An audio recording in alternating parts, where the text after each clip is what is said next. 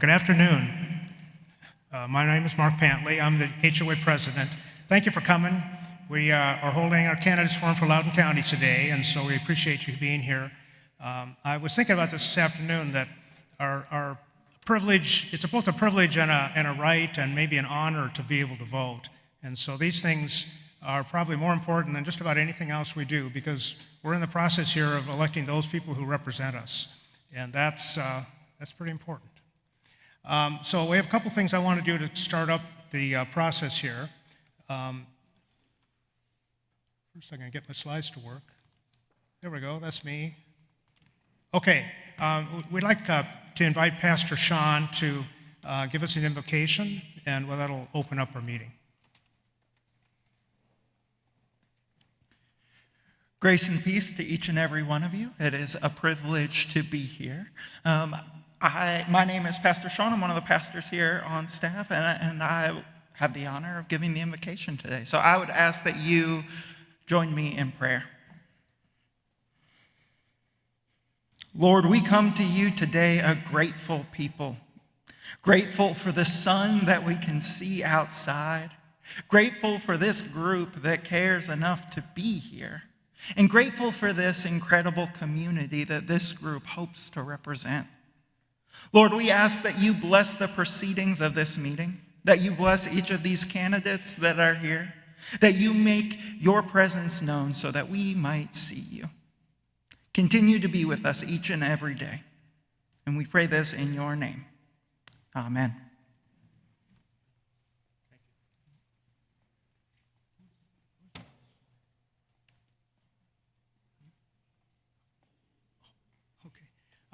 Okay, so would you please stand while we recite the Pledge of Allegiance? It's over here. I pledge allegiance to the flag of the United States of America and to the republic for which it stands, one nation under God, indivisible, with liberty and justice for all. Thank you. I would like to recognize, we're going to be introducing the candidates here in a minute, but we do have a few distinguished visitors in the audience, and so I just wanted to point out a couple people here. One is our County Commissioner for District 7, which is Henry Cullen, sitting in the back and just about ready to give you a little wave. And so that's Henry. And we also have Rick Arp in the audience, who is a candidate, is way in the back. And Rick is one of the candidates for the Register of Deeds position. And so Rick will be around and available to talk later on here. And please make yourself take advantage of that. I don't pretend to know everybody, and so is there anyone else who is running for a position that's in the audience? County Mayor. Oh, Mr. Mayor Bradshaw's in the back. Thank you. Okay. Thank you. Okay. All right. At this time, I want to introduce Loudoun Mitchell. Loudoun is our Vice President of Programs, and she's going to be the MC for this event.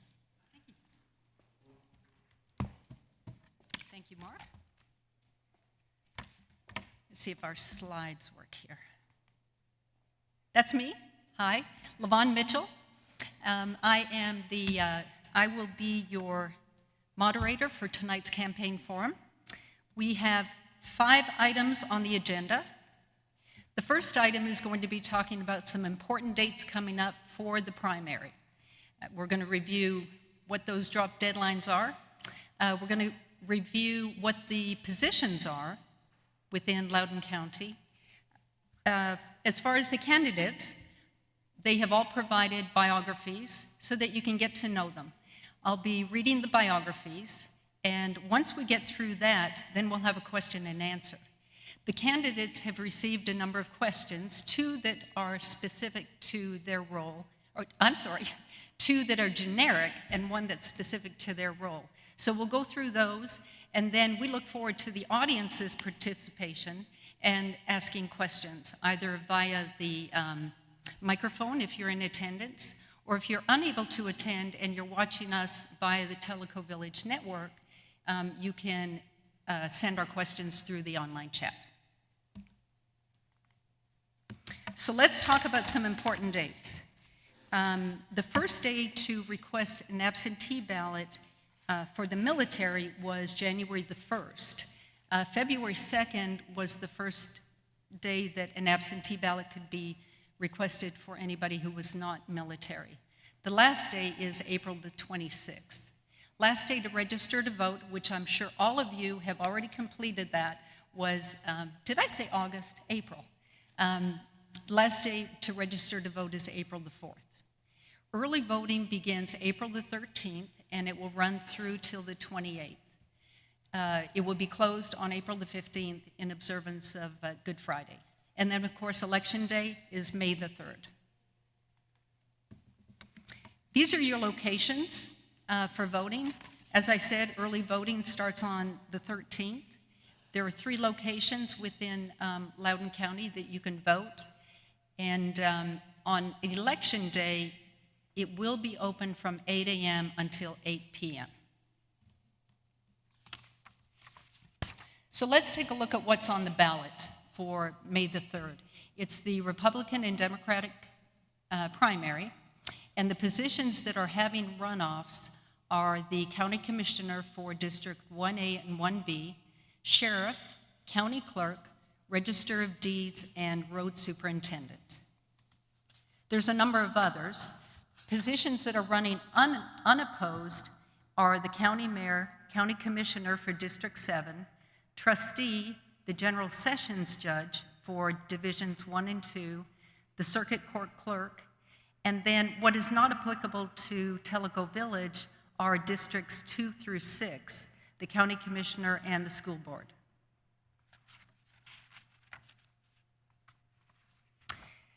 Today's forum will include the Sheriff and the Road Superintendent positions. And I would like to introduce the clients to you. Far from on the left side is Jimmy Davis, Marty Ward, and Paul Curtis. Thank you for joining us. And for Road Superintendent position, we have Billy Pickle and Sean Giles. Thank you for being here.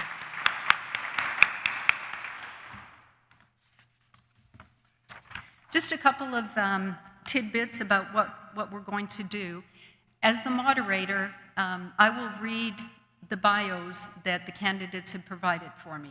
There will be a bullet point up on the slide, but I'll read their bios, and then once we get done that, we will go to the prepared questions. Once we're finished, we look forward to listening to all of you with your questions, either via the chat or come up to the microphone in the center of the room.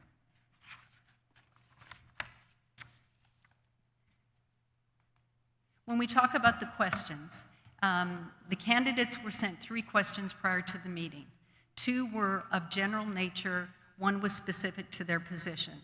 They'll each respond. So when we do the generic questions, each one will respond. When we get to the specifics, of course, the sheriffs will respond to their question, and the road superintendent will respond to their questions. The time slot is 3 minutes to respond to the question. If the question is a 2-part question, it's 5 minutes. So just so that everybody knows the ground rules, we don't want anybody to get laryngitis and be up here all night, so. And that goes for when we get to open questions, but I think I've got that on the slide too.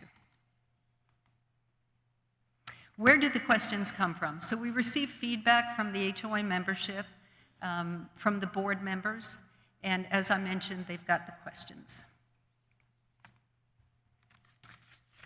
So how does the audience participate? Either in person, you approach the microphone. Teleco Village Network, this is streaming, and you have the ability to do an online chat question. They will be monitored, and they will be read either from the floor or from by me as the moderator. When you're asking a question, we just ask that you first indicate what position it's addressing. If it addresses all candidates, just let us know that, and then ask your question. And the questions, this is, I think everybody understands this, we're looking for questions, we're not looking for opinions. Since our participants are given this 3-minute time box, we ask to make the questions, pretty generic. Let's not have to, get into a lot of algorithms or anything to answer it. The candidates will be available, though, so if you have something that you feel is not maybe of interest to the broader group, but you have an interest in it, please feel free to approach them and ask them the questions once we complete. And I'm sure there'll be time for that. If there are unanswered questions, we will capture them and they will be posted on the HOA website. We will send them to the candidates, allow them to answer them, and then they'll get out there on the website. Let's see if we run out of time. So, without further ado, our 3 county sheriffs that are running are Jimmy Davis, Marty Ward, and Paul Curtis. There's Jimmy's smiling face. Hopefully you can read that. This is where I need my glasses. Jimmy Davis is currently the only candidate employed at the Loudoun County Sheriff's Office and has spent his entire career there. At age 23, he began his career as volunteer deputy of the Loudoun County Sheriff's Office. Since then, he has served the Loudoun County Sheriff's Office for almost 28 years. Davis has served as a reserve deputy, a corrections deputy, a patrol deputy, a patrol supervisor, assistant deputy, crisis negotiator, meth lab technician, meth lab site safety officer, and SWAT team leader. In 2017, Davis was appointed to the position of chief deputy, the agency's second in command by Sheriff Tim Guider. He is a graduate of the prestigious FBI National Academy, an invitation-only advanced leadership course that less than 1% of the world's law enforcement leaders get the opportunity to attend. Davis has received the endorsement of Sheriff Tim Guider, as well as 8 other current East Tennessee sheriffs.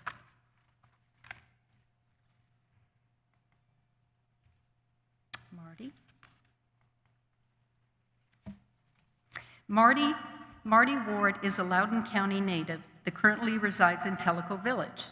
Marty is a U.S. Navy veteran with over 17 years of law enforcement experience, serving with the Loudoun County Sheriff's Office and currently with the Loudoun Police Department as a second shift field training officer.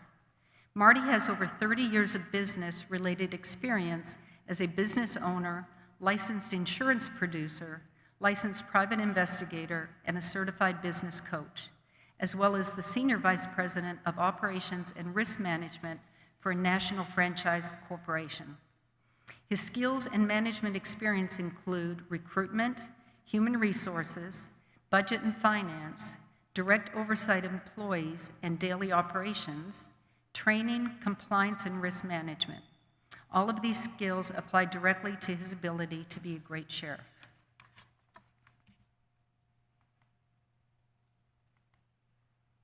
Paul Curtis.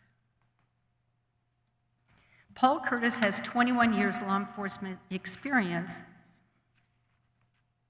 21 years of law enforcement experience, which includes the Loudoun County Sheriff's Office, the Knox County Sheriff's Office, and a number of joint law enforcement task forces that include federal, state, and local agencies.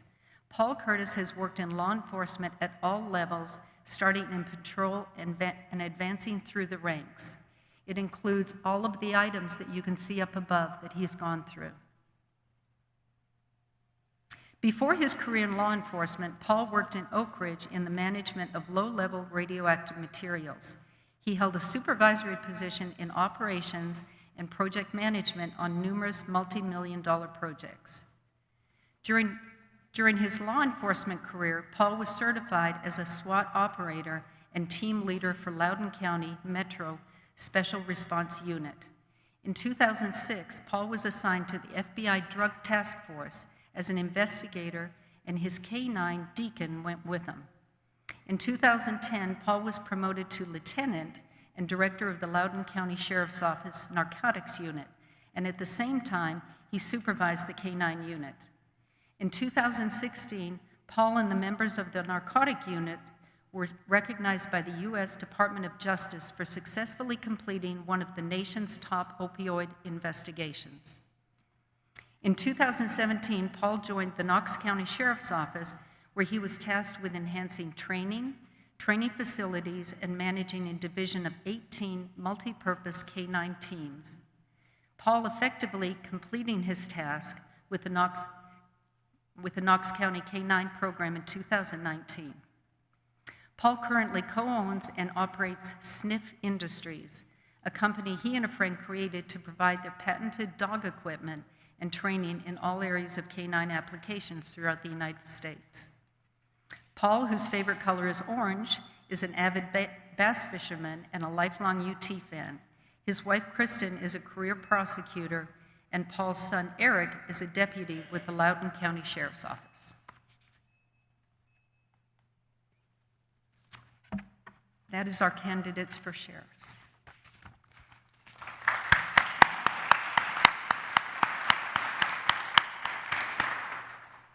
We have two candidates for the Loudoun County Road Superintendent position. Billy Pickle.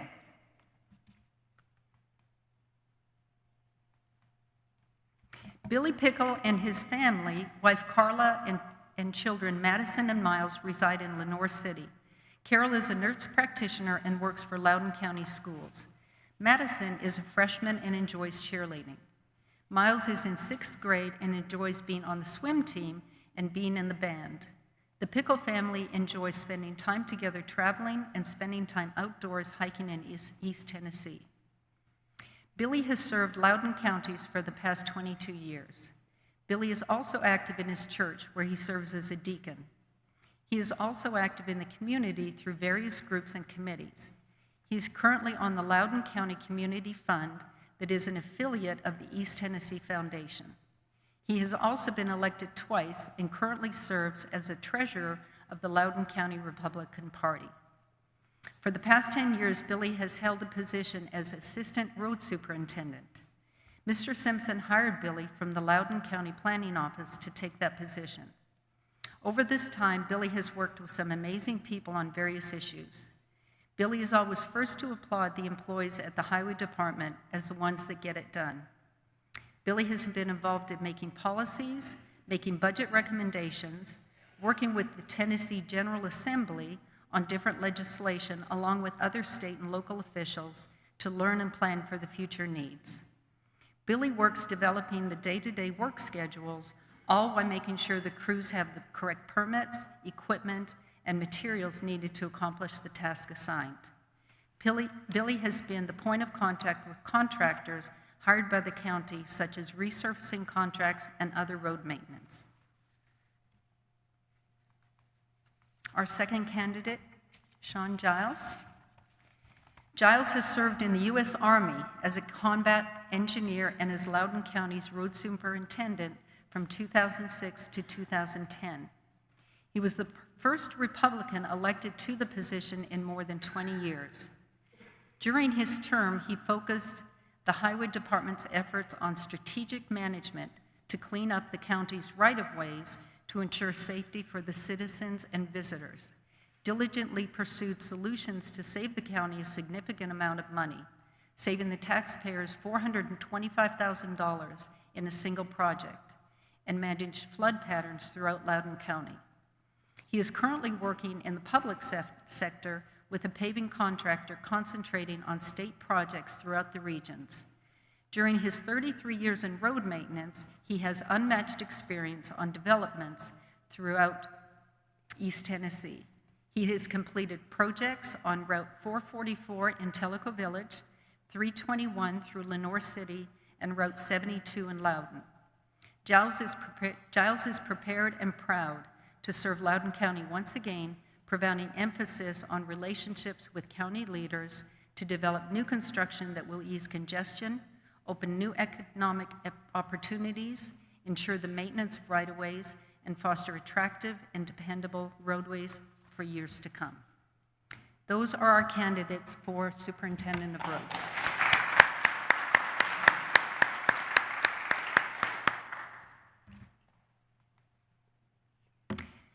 The following are the questions that the candidates were provided ahead of time. This particular question is a two-part question, so the candidates will have 5 minutes to answer the question, and that is, what 2 things would you like to accomplish if elected to this office, and how would they affect Teleco Village? And we'll start at the far end of the table. There is a handheld microphone if you would like to use that, or you're also welcome to come up to the podium. Okay? Thank you. You're on. First, I'd like to, sorry, my voice is about gone. Anybody know who Barry White is? That's about the way I'm sounding today. It's very difficult to narrow down the 2 accomplishments that I first want to achieve if elected your sheriff, because a lot of the day-to-day operations and overall goals of the sheriff's office go hand in hand. Obviously, the first is training, because training is so important to our deputies and so important to the service that they provide for the county. I'd like to do advances in tactical training. We already have programs where our deputies are involved in medical response training. We have 11 deputies that we sponsored in emergency medical responder class this past year, and already have 1 life saved to date of a Teleco Village resident. With the training involved, that also goes with dealing with the different society that our deputies face than when I started 28 years ago. We're becoming a more diverse community with people moving from other parts of the country and the world.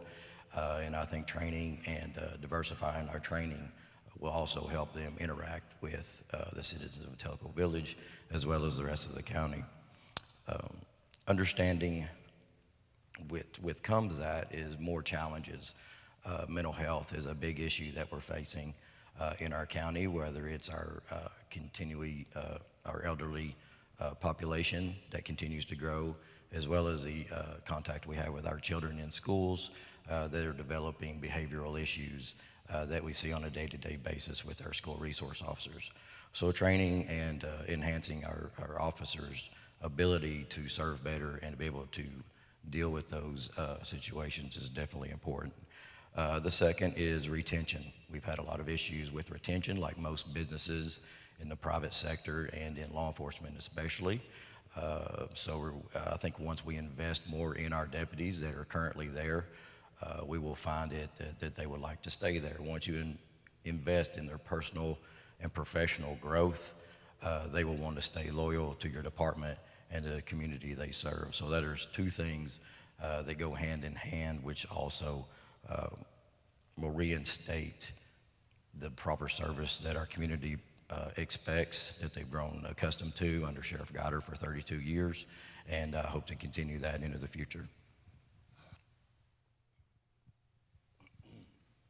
Thank you. There's a list of about 100 things that we could cover today, but the first one that I want to cover with you guys is creating an environment of community policing and training our employees what community policing means. And that's going to have a great effect on Teleco Village in every area throughout this county in bringing the community into the sheriff's office and the sheriff's office out to the community and creating relationships that allows us to do our jobs to the best of our ability. So that's very high on my list. Jimmy touched on mental illness, and it follows up with training. It fits hand in hand. I think more often than not, and I have shown up and gone to work on a shift for the last 12 years until last Saturday being my last, and almost at least once a week, either day shift, second shift, or third shift, has to deal with a mental issue. And I think people need to understand that those mental issues, we're not just talking about people that have mental illness. We're talking about our elderly that have dementia and Alzheimer's, and those people react in a different way than most everybody else does. So we need to understand and explain to everybody that when we talk about mental illness, we're not just talking about the people that walk the streets and hang out at Carm. we're talking about our relatives, our family members, our neighbors. So the training in that facet is going to be really extreme. I mean, we need to focus on that. And I think the state of Tennessee has recognized the changes, especially since we all got locked down with COVID and the things that happened, that mental illness is a top-of-the-line thought process, and we need to get the people involved that can train our officers to respond. Those are the training and the community involvement are probably two of the top things that I can think of right off my head that's going to affect Teleco Village immediately. But the other things that we need to look at is how we use our reserves and how we utilize the talent and the intellectual talent that's here in Teleco Village to assist us in doing our jobs.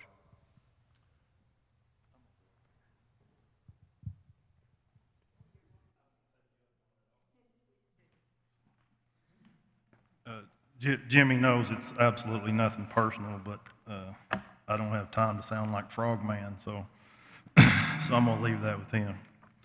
First of all, I want to say thank you, Loudoun and the HOA, for giving us this opportunity to speak today and give you a chance to hear more from us. I think this is important. However, this group of sheriff's candidates, I think this is our 7th or 8th event of doing something similar to this. So I know we're all trying hard not to repeat ourselves over and over again. First question is a great question. It's what 2 things would you like to accomplish if elected? And I can't think of 2 greater things on my list here as I was preparing for this. And the first thing is to create a sustainable, high-quality department that serves and represents all the people of Loudoun County. To do that for sustainability, I think one of the first things we have to do in today's market, in today's world, is go out and cultivate the young people into this career path. The days of people piling in the front door of the sheriff's office and putting in applications have passed, as we're seeing all over the country and in pretty much every industry. We have to go market ourselves to those people. One of the programs I want to install immediately is an Explorer program and give those young people an opportunity to see what the sheriff's office is about and see if that's a career path that they want to take. I think that's very important for us to maintain a sustainable workforce for the sheriff's office that can serve and protect this county. The other thing that's unique here and affects Teleco Village greatly is we have a fabulous group of retired law enforcement in this community, state, federal, and local, that just has an absolute wealth of knowledge that can absolutely assist the sheriff's office in many different areas, whether it's instruction or investigative services or many other roles. I look forward to that collaboration with that group of people to see how we expand and create a better sheriff's office. To make that a high-level department, we have to, as the other 2 have spoken about, is we have to provide training, and we have to really improve our training programs that we have now. This platform has to be available to all employees of the sheriff's office, both in corrections and on patrol and the specialty units. And it needs to provide professional development and professional growth for all these men and women of the sheriff's office. So if you have an issue here in Teleco Village, it doesn't matter if Officer A or Officer Z shows up, you're going to get that exact same high level of service, high level of protection that's going to serve you best and leave you walking away feeling like you've gotten the service or the protection that you deserve. My second item is that I would like to accomplish is to overcome the scourge of drug overdoses and opioid addiction in this county. We've currently had 7 overdose deaths this year already. This can be accomplished through aggressive investigations and prosecutions, which I have a clear history of doing for many, many years, and doing so at a nation's best level. I will continue to do that as your sheriff and ensure that the men and women of the sheriff's office have what they need to continue to do those investigations and prosecutions to help reduce the recidivism that we see in our jail day in and day out that is almost always caused by some sort or related in some way to drug addiction. The other thing is we need your help. We need to collaborate with our legislators. You know, the people that are distributing these opiates that has now become more and more easy. Fentanyl is killing us. Mexican cartels are producing their own fentanyl nowadays. They're not getting it from China anymore. Heroin will begin to phase itself out, as it will be fentanyl and fentanyl analogs only that are coming across our open borders and coming into our community. And we have to have a manner in which we can combat these. And it has to be legislative help. I encourage you to reach out to your legislators on this, because we've not seen the worst of what's here and what's coming. And the other thing, and the final point on that, is to establish rehabilitation program within our correction facility. Currently, there's never been a rehabilitation program within the Loudoun County Jail. If you're going to truly affect recidivism, you have to take these measures and work on these items and provide opportunities for people to get off that path. So in a nutshell, it's strong prosecution of distributors, and let's get the people that are addicted the help they need.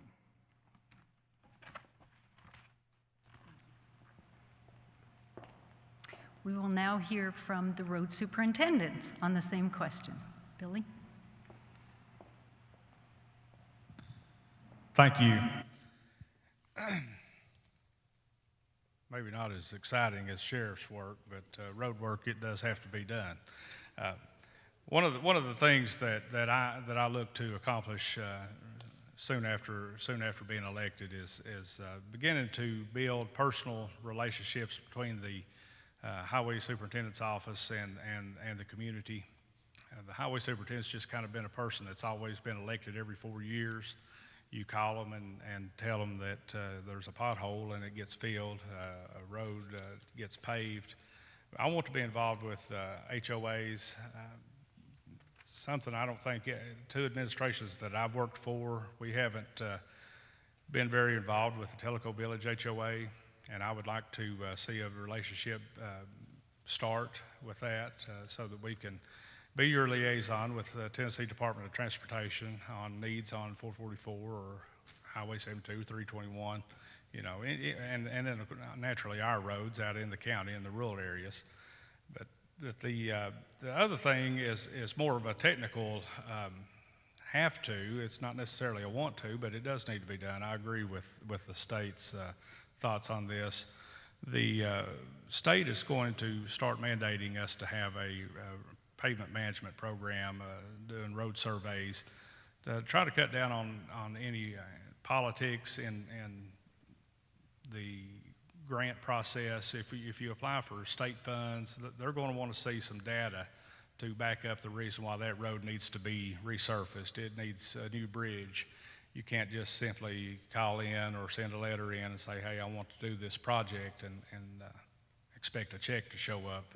They're wanting to try to get that a little more galvanized so that we don't have any problems.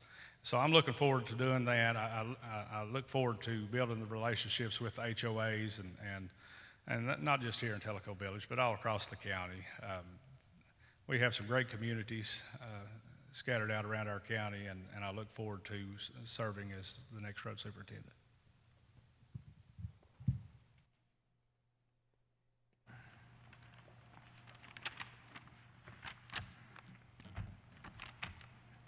Me, I would just like to make sure that all the roads are wide enough and striped correctly for safe travel.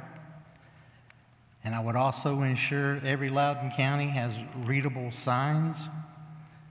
These will affect Teleco Village residents to ensure that they have enough room on the roads to feel comfortable while driving out of Teleco Village. So we only have 4 roads that connect to Teleco Village. You have your own road department. So anything I could do for them, I will. Thank you.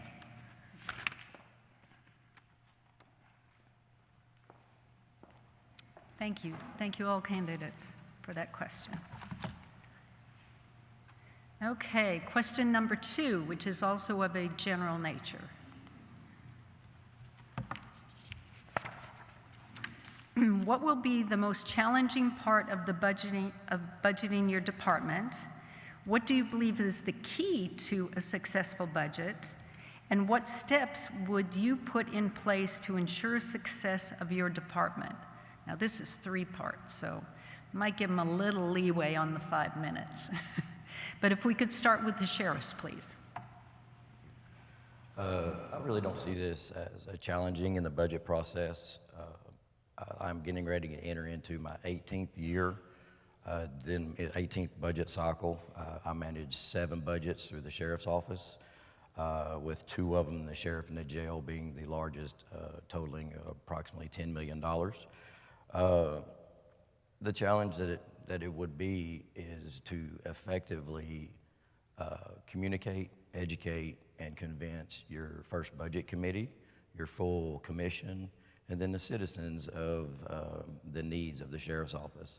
The difficult part is staying true to what you believe as sheriff that you are, one, constitutionally responsible for, and also the promises that you've made to your community of the high level of performance that they deserve.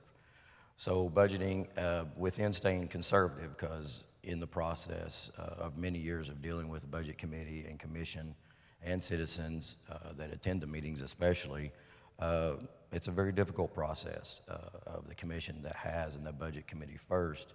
There's only so much money that comes in through your property taxes, and it has to fund many different disciplines of county government.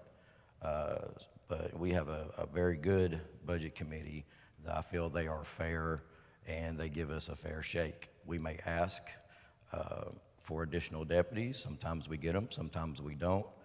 But the relationship that I have with the budget committee and the commission, I understand that, they're doing the best they can, and they have the county's best interest at heart.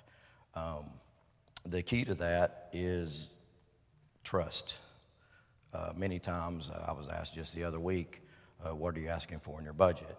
Well, as far as the sheriff's office, we're requesting 6 additional deputies for patrol. So they're going, you're asking for 6, so you're hoping for 3. Absolutely not. I believe I've proven myself year after year, and I have the relationship with the budget committee and the mayor, being the chairman of that what I ask for as a representative of the sheriff is what I believe, and the sheriff believes that we need to best fulfill our duty to the citizens.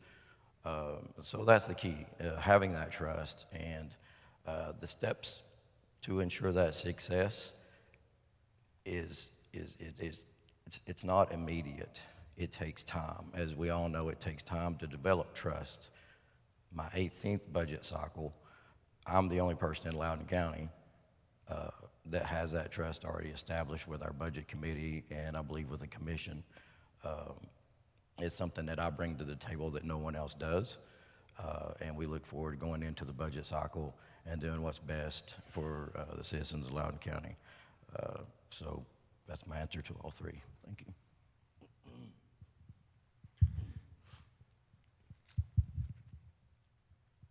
I don't really see anything challenging about the sheriff's office budget. The keys to it are auditing to make sure you're spending your money in the right places. I would have to go back to 1982 since the last time I had a government budget where you're allocated a set amount of money and really not told how and where you have to spend it. Every budget that I've managed since then, I've had to earn it. Every penny was treated just like it was my own, and I had to make a profit in order to keep my staff paid and keep my lights on and everything that had to do with daily business. So I don't foresee anything that's challenging other than unforeseen cost.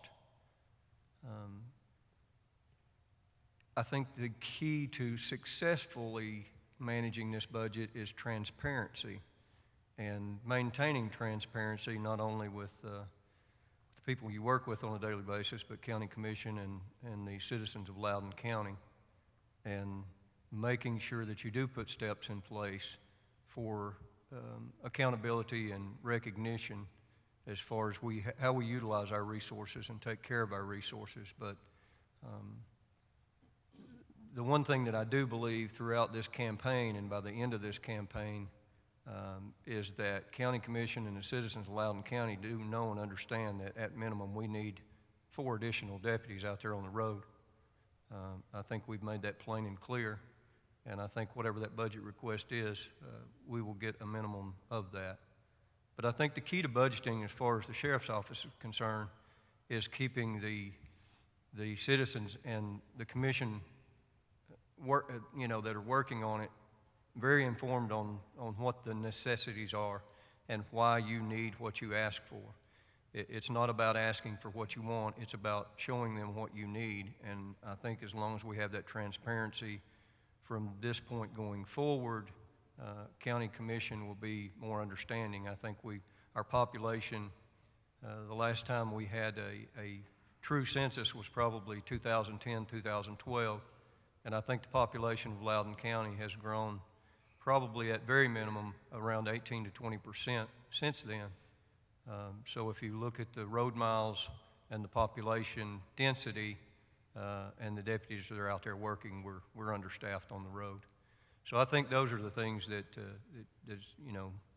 you're going to have to worry about with your budget. I don't see an issue with it. It's just transparency, a good flow of information and data so that the County Commission and all the citizens know and understand we're not asking for what we want, we're asking for what we need and showing you the proof of that.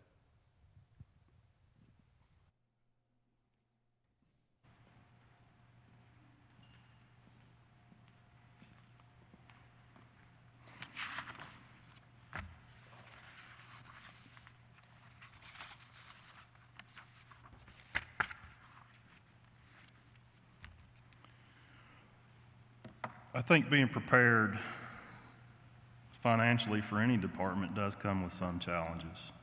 There's no question about that. In emergency services, and especially the sheriff's office, one of the biggest challenges is forecasting the expenses of major unknown events. While that's part of what we have to do and part of our planning, that becomes a challenge in itself. Any good responsible budget planner will have some flexibility, but you can't have too much flexibility or be reckless in your padding or your numbers. 2 examples of those major unknown events are inmate medical expenses. When somebody's taken into custody in Loudoun County and they become a ward of the sheriff's office, the sheriff is required to maintain their well-being and their health. In many instances, we get people that have committed crimes or in custody and have to be hospitalized or require some other medical treatment. Over the years, that has gotten quite expensive. There have been some instances where some facilities will give us breaks, only charge us 65% of what those costs actually are. Some facilities do not. But that can be a major undertaking that is often unavoidable. In some cases, we can have an inmate be furloughed out of custody, but that requires the approval of a judge. And a judge has to take careful consideration of what the threat of that inmate is to the community versus what the expenses and costs and liabilities to the sheriff's office and to the county are. So while that happens sometimes, it is somewhat rare. And a second example of these major unknown events are disasters, both natural and man-made. Over the past 30 years here in Loudoun County, we've been subject to quite a handful of tornadoes, which requires a lot of manpower, a lot of people working over, and a lot of labor expense. The third example of that would be today. Today's inflation rate at a 40-plus year high. Nobody was looking forward to that or expecting it. I'm sure it didn't get budgeted last year when we were seeing a record high inflation rate. So those are challenges for budgeting that everybody faces, but especially in emergency services. The key to a successful budget, it should accurately reflect the effective operation of the department. It should sufficiently address the goals and objectives of the department.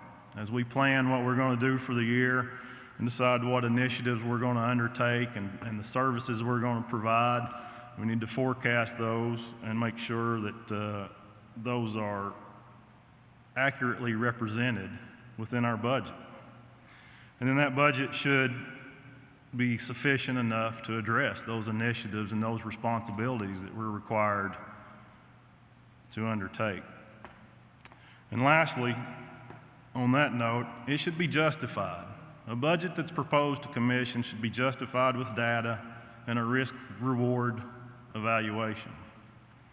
In 2016, our sheriff's office budget, the total budget, was around $6.2 million. This year's proposed budget is $11.2 million. That's quite an increase in 6 years. Granted, there have been some projects that absolutely had to happen. A jail expansion absolutely had to happen. That cost quite a bit of money. Some school resource officer staff had to be added. There were certainly some positive things that have come out of that expense. But our budget has went up $5 million, or proposed to go up $5 million in 6 years. Reiterating my point that any budget that goes to county commission should be justified with data, and when numbers aren't available, a professional, objective risk-reward evaluation should be given to commission.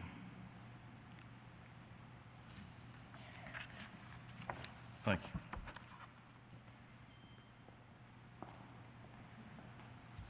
We will now hear from the road superintendents. Billy?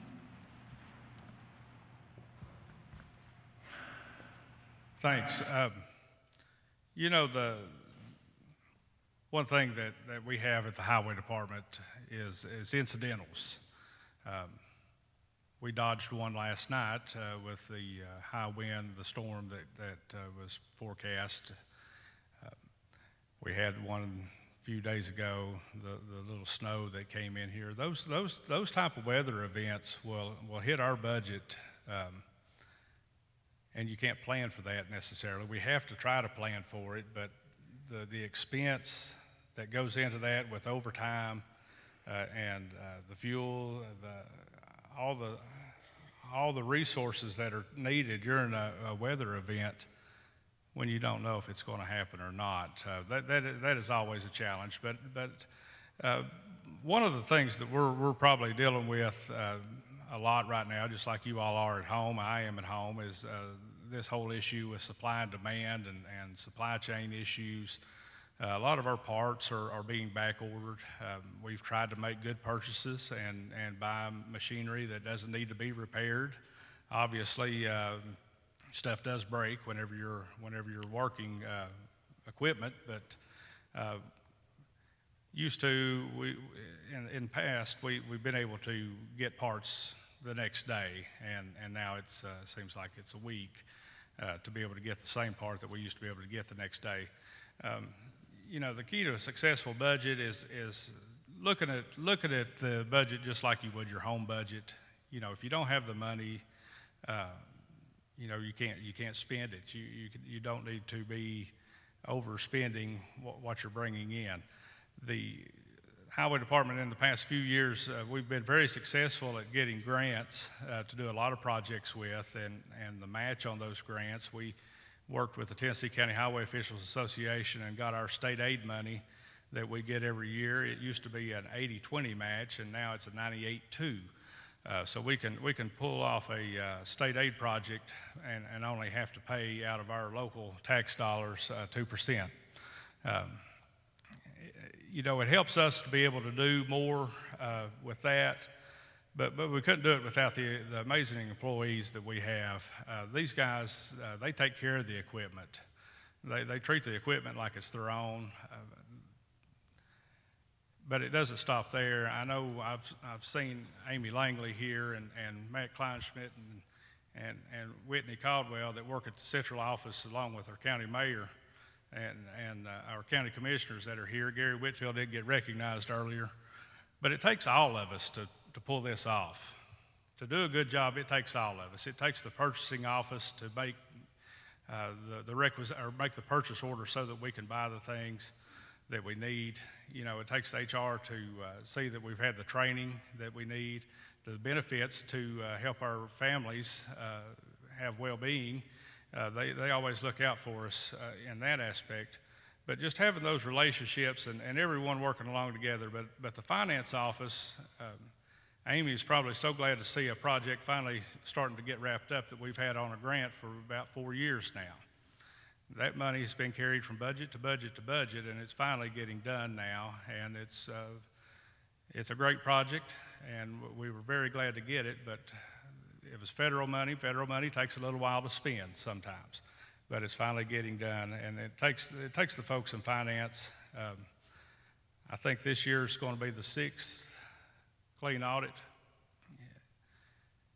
and it takes all of us. It takes our guys going to the co-op, buying a shovel, bringing that receipt back to our office, turning it into finance.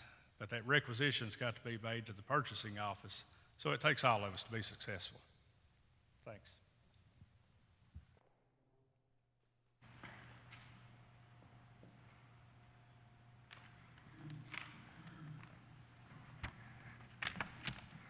The most challenging part of the budget is knowing when and where to apply the biggest part of your funds.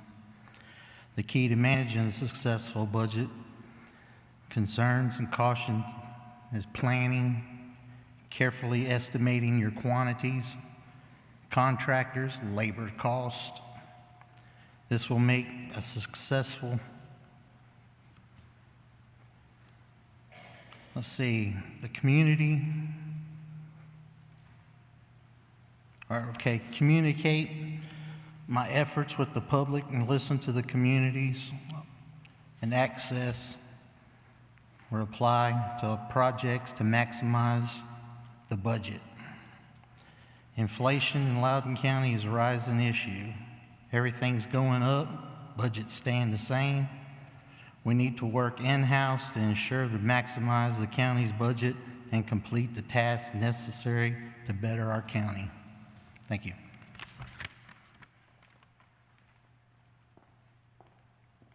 Thank you, candidates. That wraps up the generic questions for all of the participants.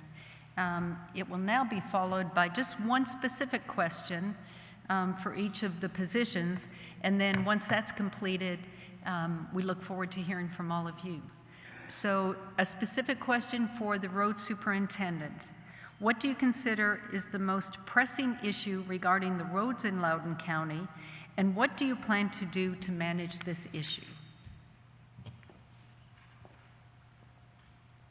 You know, the kind of goes back to our last question. You know, just rising cost and future funding. I know there's several retirees from the automobile industry that live in Teleco Village with a mandate for electric vehicles by 2030. You know, 2030 used to be a long ways off.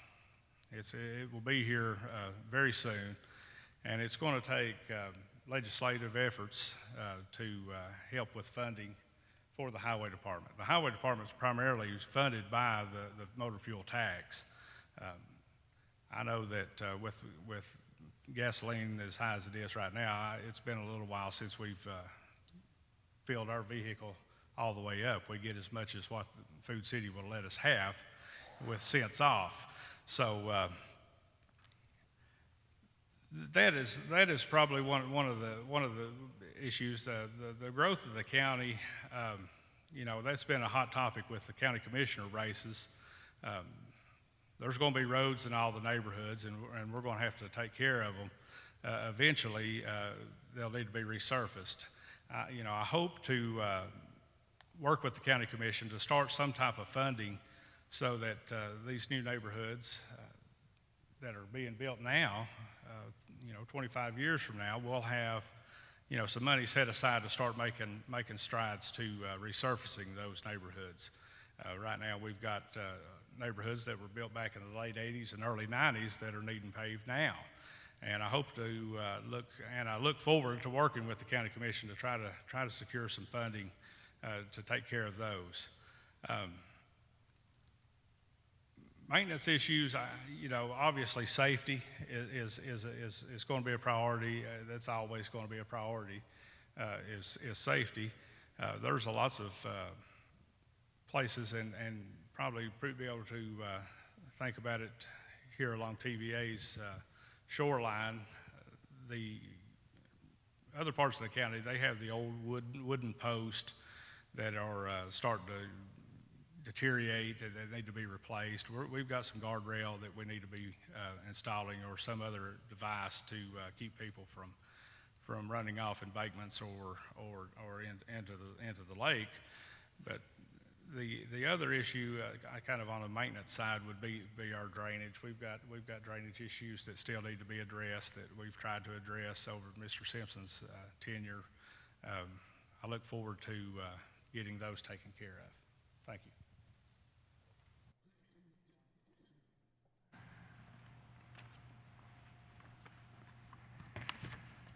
I believe the most pressing issue is erosion on the edges of the roads and the striping. My plan is to manage this problem is to repurchase a paint truck, asphalt equipment, so the highway department can paint and repave their own roads at a lower cost per mile.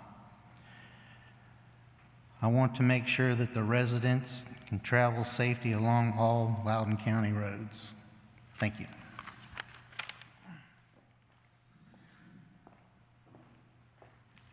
Thank you. A specific question for the sheriff. What is the key to success when it comes to communicating with the public and recognizing their needs? What current event exemplifies why you think this is an important quality for the sheriff to have? I feel one of the, excuse me, I'm so sorry. I feel one of the most important things is being accessible to the public. Over the years, I've been a part of, with help of many officers in our department, of establishing a public awareness program. We have funding that has been coming in by donations primarily to do our public awareness. We do the Touch a Truck, our social media, our community trunk or treat we have at the sheriff's office, and the biggest highlight of community involvement is our Citizens Academy.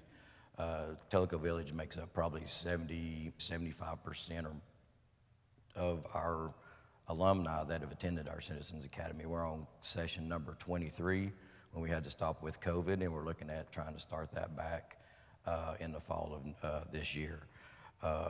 One thing I've learned, excuse me, as being the assistant chief and chief deputy, for years I've been the one at the office, dealing with the office, while the sheriff and the then chief would be in the community more.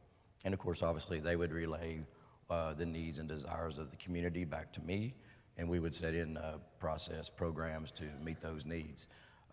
Through this process of running for sheriff, I've been more involved in the community, and I'm really starting to like it, to where some of the issues that I look to achieve being elected sheriff have come through this election process, going to civic events, where it be Ruatan clubs or church clubs or other events. People come up to me and they express their concerns and their wishes for a sheriff's office or for programs to be initiated. Hopefully that we're getting out of the COVID era, hopefully, we can start our programs. We have several programs that have been delayed. The programs in the jail of a GED class or drug rehabilitation classes in our jail can begin by allowing outside resources to come in our jail. When we were designing and developing the jail several years ago, it was priority to have at least 2 training areas in our new jail for those classes. So hopefully we'll be able to begin those very soon, either right after the election or the new sheriff comes in, can take advantage of the pre-planning that's been done. we use grants through Tennessee Highway Safety Office where we go to schools and we tell the children the issues with driving drunk and being impaired. So that's one thing I feel it's important to listen to the community, be accessible either through social media or being out and attending events. Where we get invitations all the time to come to meetings, whether it be in a neighborhood or at a church or at a Lions Club, whatever it may be. I'm listening to those concerns, and those are going into my plan for the future as your sheriff. And those are going into my plan for the future as your sheriff. The current events at Exemplifies, it's the current state of our country, our world, and even some parts of our state where there's an unknown and just basically a fear that possesses our minds right now. We're inundated through media, news media, with dangers that we're going to be taken over, or government's going to take over, taking weapons away. I'm definitely a Second Amendment advocate. I believe everybody should own a gun. That was in the inception of our country, and it stood then, and it should stand today and into our future. So I think you need a sheriff that you know understands that, listens to your concerns, that will protect you and your rights as a citizen of Loudoun County in the United States. Thank you.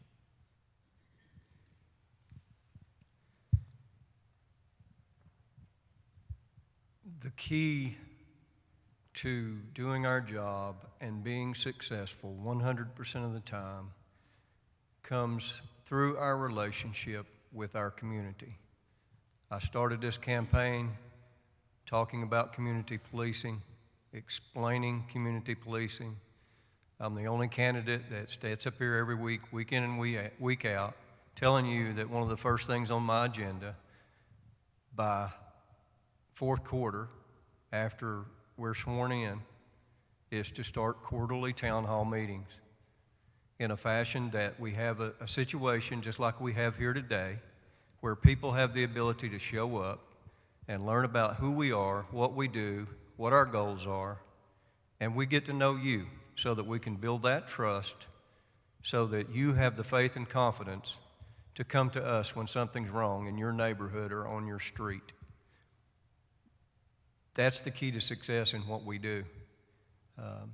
We are in the people business. Whether it be good or bad, we're in the people business. So it all starts with our community relations. And I will reiterate that one of the first things on my agenda by the first quarter as Sheriff of Loudoun County, we will have our first town hall meeting. I agree with Jimmy. Probably the number one question that I've been asked since we started this campaign is, what are you going to do when they come to take our guns? And that's by watching what's going on in Ukraine. And I think if we look at Ukraine, we really need to pay attention, because there's nothing more than the war in Ukraine that validates our Second Amendment rights. Those people are surviving because they're armed. And if they hadn't have been armed when the invasion started, they would already be overtaken. So I think we really need to pay attention to what's going on. And I tell you, one of the things the sheriff is going to have to do in the future is align himself with the community leaders like Buddy Bradshaw, Mayor Buddy Bradshaw, because this is going to start in Nashville.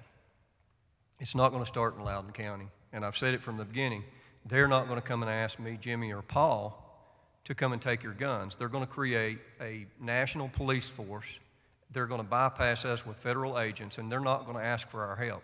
They're coming for us too.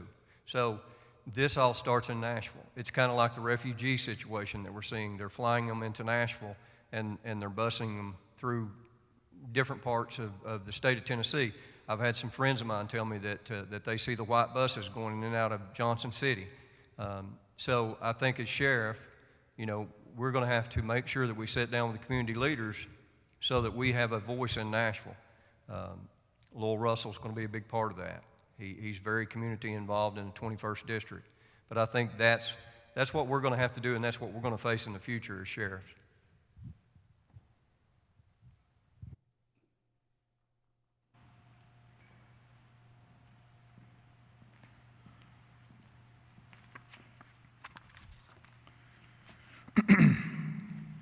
I'm going to back up one step here. I left a question off in that last question, number 2. I believe I'll have the time to cover that.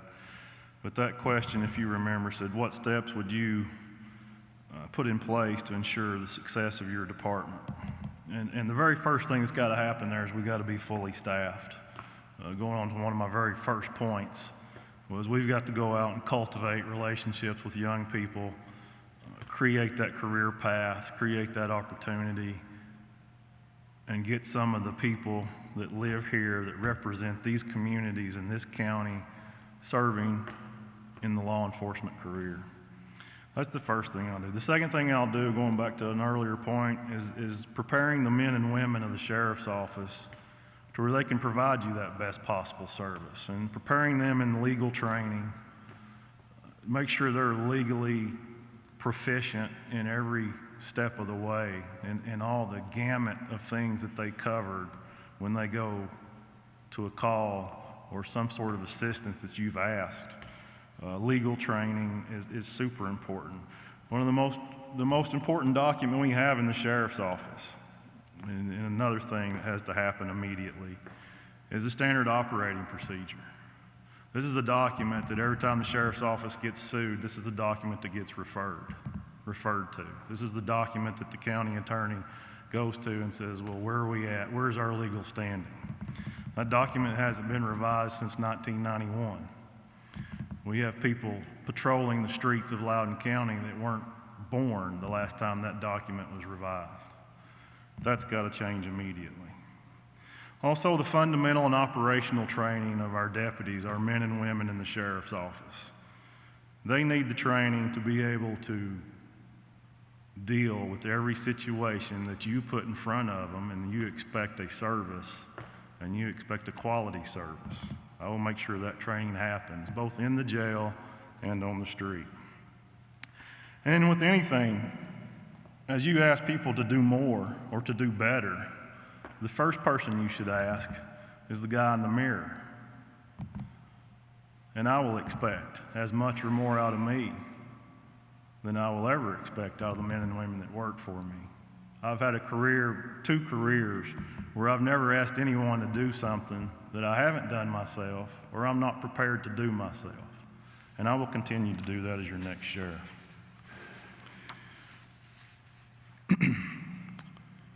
The key to success when it comes to communicating with the public, obviously, it's been touched on, and it's simply, very simple, is being available. Being available in person, over the phone, through the different medias, but being a person. We're blessed to still have a small community. Loudoun County is still a small community. It's very personable. I've enjoyed being out, talking to people, listening to what's being said. And that's the second key to that, is listening to what's being said. Not just talking, but hear what they have to say. The current event that exemplifies the importance of this has been this campaign, this face-to-face conversation, understanding what's important to the people that are here. And both the other men are correct. More often than not, the one thing you hear is, are you going to protect my constitutional rights? I've pledged that every time I've been up on a stage or in front of a crowd. I absolutely will. Not only your Second Amendment, but your First Amendment, which I've already proven. Your constitutional rights are what keep this country going and keep us safe. And I will absolutely stand in front of you, with you, behind you, 100%, no matter what happens there. Thank you.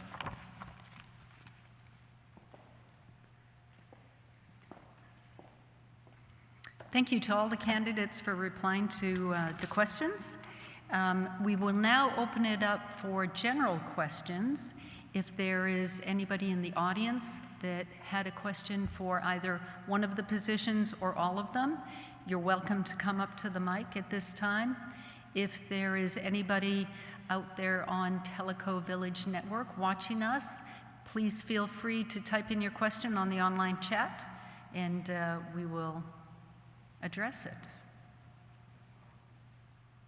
I really appreciate all the candidates. I know you guys are worn out with all of these campaign forums, but you took time out to speak with us, and we really appreciated all your time. So thank you very much, and thank you, audience, for attending. If anybody thinks of any additional questions, please just let us know, and we'll make sure we get it to the candidates. And please don't forget to vote. And thank you, everybody, for attending, and good night.